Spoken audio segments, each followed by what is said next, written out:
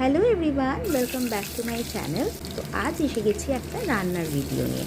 তোমাদের কাদের কাদের আমার মতন এরকম হঠাৎ হঠাৎ চাইনিজ ক্রেভিং হয়, তো যাদের যাদের হয় তারা এই রেসিপিটা একবার ট্রাই করে দেখতে পারো।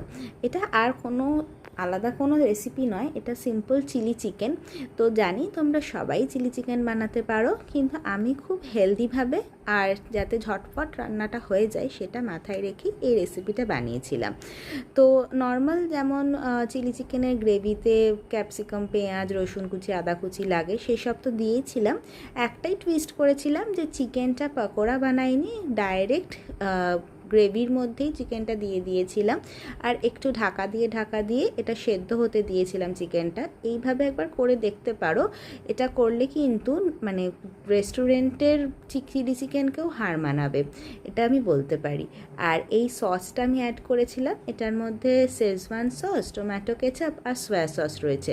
তো এই শেজওয়ান সসটা অ্যাড করলে কিন্তু একটা আলাদাই ফ্লেভার চলে আসে।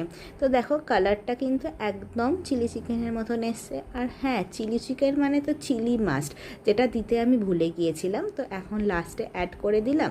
আর এই তো কর্নফ্লাওয়ারের একটা স্টক বানিয়ে দিয়েছিলাম, আর লাস্টে পেঁয়াজ শাক অ্যাড করেছিলাম যাতে একদম চাইনিজ ফ্লেভারটা আসে। আর লাস্টে গোলমরিচ অ্যাড করে হয়ে গিয়েছিল চিলি চিকেন বানানো। তো এই চিলি চিকেন যেহেতু বানিয়েছি সেই কারণে একটু এগ চিকেন ফ্রাইড রাইসও বানিয়ে নিলাম।